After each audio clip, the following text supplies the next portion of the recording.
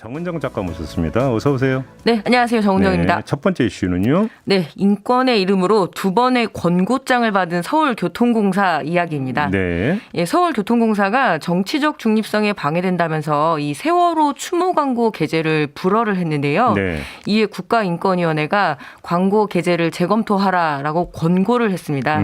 실제 광고 문구를 보면은 특정 정당을 지지하거나 비난하는 내용은 아니고요. 지금도 알고 싶습니다. 왜 구하지 않았는지 진실을 밝히는 일 살아있는 우리의 몫입니다. 이게 이런 정도인데요.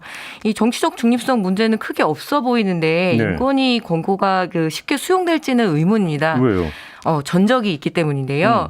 서울교통공사가 이 성전환 수술 이후에 강제 전역된 고 변희수 하사 기억하시죠? 네. 예, 일주기 추모 광고를 불허한 그 전적이 있습니다. 예. 그때도 인권위로부터 소수자의 자유를 침해하지 않도록 광고 관리 규정을 개정하라는 권고를 받았는데 네. 이 권고를 처음에는 수용하지 않다가 이렇게 여론이 좋지 않자 그때서야 이제 수용을 했거든요. 네. 그래서 부랴부랴 이제 원래 권고대로 이제 개정을 하겠다. 왜냐하면 자의적으로 계속 광고 규정을 정하던 과정이었거든요. 예.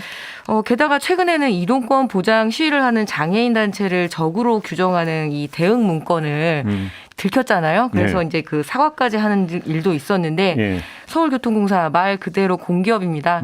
인권 경영 그리고 인권 보장에도 더 모범을 보여야 하는데 이번 인권위 권고는 어떻게 처리할지 지켜봐야 할 것 같고요. 예. 또 이렇게 낮은 인권 의식을 보인다라면 그때야말로 진짜 공사 한번 들어가야 될 것 같습니다. 어떤 공사요? 예, 큰 공사 들어가야죠.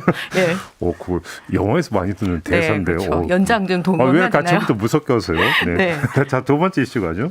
예, HDC 그룹 정몽규 회장 나의 퇴직금을 알리지 말라라고 하였습니다. 네. 광주 화정동 현대 아이파크 붕괴 사고도 있었지만 학동 재개발 구역의 참사의 원인도 이 바로 HDC 현대산업개발이거든요. 어제 정기 주주총회가 열렸습니다. 예. 이 자리에서 현대산업개발의 지주회사인 HDC 그룹 정몽규 회장이 배당금과 퇴직금을 잔뜩 챙긴 사실이 드러났습니다. 어허. 아이파크 사고 이후에 재빠르게 자리에서 물러나겠다면서 허리를 정말 90도로 꺾어서 사과를 했잖아요.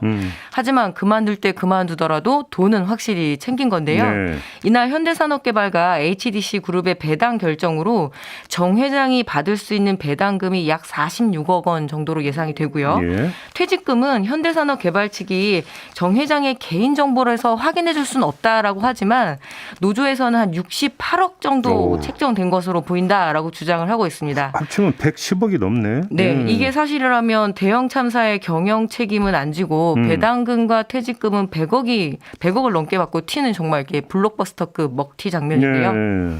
예, 이날 주총장에서 노조와 일부 주주들이 책임진다는 마음으로 배당금과 퇴직금을 반환하라라고 주장을 했지만 네. 여기에 이 HDC 권순호 대표이사가 네. 개인적인 문제라 회사 차원에선 강요할 수 없다라고 밝혔습니다. 결국 개인적인 문제로 치부할 수 없는 이 법과 제도가 이런 문제를 다룰 수 있어야 되는데 이런 상황에서도 경총이나 경영자 단체가 인수위에 이제 쫓아가서 노동 규제를 완화해달라 이런 제안서를 전달하기도 하고요. 안 그래도 이제 빈 곳이 여기저기 많은 이 현재 중대재해처벌법마저도 후퇴하는 거 아닌지 참 걱정스럽네요. 아니 그런데 경영 책임을 져야 되는 사람이잖아요. 네. 네, 책임도 안 졌고 그리고 주총에서 나온 이야기지만 그동안 감사 시스템도 제대로 돌아가지 않았고요. 네. 그리고 인력난에서 굉장히 허덕허덕 됐다고 하더라고요. 그래서 벌어진 참사인 거죠. 말이 안 되는 현상이 벌어지네요. 네. 마지막 이슈는요? 네, 4월부터 일회용품 사용 금지를 하는데 이게 참 딜레마에 빠졌거든요. 네. 카페나 식당에서 쓰는 일회용품 사용에 대한 규제 조치 조금 자리를 잡고 있었던 중이에요. 2016년부터 시작이 돼서. 하지만 이제 코로나19 대유행 때문에 한시적으로 또 허용이 됐습니다. 네. 근데 이 규제 조치를 이제 4월 1일부터 다시 시작을 하려다가 자영업자들 이제 주로 이제 카페업에 종사하는 자영업자들이 반발이 이어지고 있고요.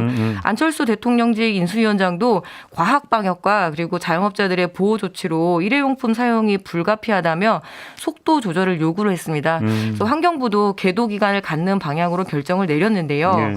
이 코로나19 때문에 음식 배달 주문이 급증하면서 폐플라스틱 문제 아마 다들 인식하고 계실 거예요.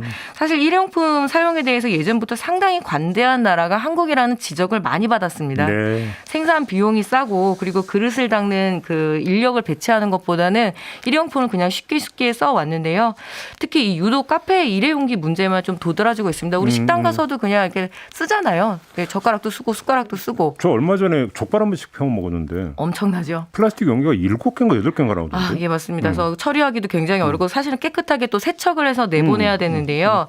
그래서 이 자영업자들도 이제 지금은 너무 힘들다. 사람 배치하기도 어렵고.